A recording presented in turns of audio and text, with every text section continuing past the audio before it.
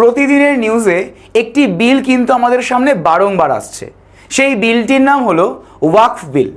তো অনেকেরই মনে প্রশ্ন থাকে যে এই ওয়াকফ বিল বা ওয়াকফ কথাটির মানে কি বা এটা কি।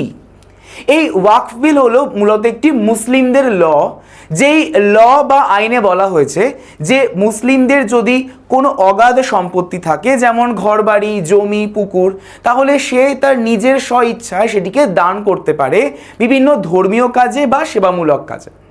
তো এই দান করার পর সেই সম্পত্তিটা কিন্তু চলে যায় ওয়াকফ বোর্ডের কাছে।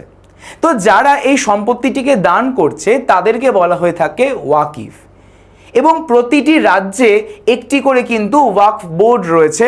তো অল ওভার ইন্ডিয়াতে মোট 30-এর বেশি কিন্তু ওয়াকফ বোর্ড রয়েছে বা স্টেট ওয়াকফ বোর্ড রয়েছে। তো এই যে ওয়াকফ বা সম্পত্তিগুলোকে তো ম্যানেজ করার জন্য কাউকে থাকতে হবে। তো সেই ম্যানেজ করার দায়িত্বেই কিন্তু থাকে এই স্টেট ওয়াকফ বোর্ড, এবং যারা ম্যানেজ করছে তাদেরকে বলা হয়ে থাকে মুতাওয়ালি। এবং এই মুতাওয়ালিদের একটি কাজ হলো এই যে ওয়াকফ নামক যে সম্পত্তি, সেই সম্পত্তিগুলোকে মাধ্যমে ইনকাম জেনারেট করা। তো এই ইনকাম জেনারেশনের 93% চলে যায় কিন্তু বিভিন্ন সেবামূলক এবং ধর্মীয় কাজে, এবং বাকি যে 7% সেই 7% চলে যায় ওয়াকফ বোর্ডের আন্ডারে। তো যদি কোনো ধরো এই ওয়াকফ রিলেটেড কোনো ডিসপিউটেড ল্যান্ড থাকে, সেই ডিসপিউটেড ল্যান্ডকে নিয়ে যদি কোনো কারোর কোনো কিছু জিজ্ঞাসা থাকে বা কোনো সমস্যা থাকে, সেই সমস্যাটিকে সলভ করার জন্য কিন্তু থাকে ওয়াকফ ট্রিবিউনাল।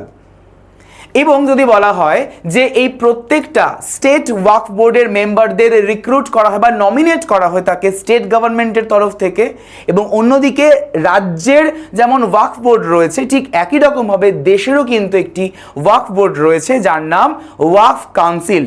এবং এই ওয়াকফ কাউন্সিলের যিনি নমিনেট হয়ে আসেন তাকে নমিনেট করা হয় সেন্ট্রাল গভর্নমেন্টের তরফ থেকে। তো এই সমস্ত নিয়মকানুনগুলোই কিন্তু আমরা দেখতে পাই ওয়াকফ অ্যাক্টে। তো এই ওয়াকফ অ্যাক্টটি কিন্তু আমাদের সম্প্রতি নিউজের মধ্যে রয়েছে, এবং তোমরা আমাকে কমেন্ট সেকশনে জানাবে যে এই অ্যাক্ট নিয়ে তোমাদের কি মত। তাহলে তোমাদের সঙ্গে অবশ্যই করে দেখা হচ্ছে এর ডিটেইলড ক্লাসে। Thank you so much everyone.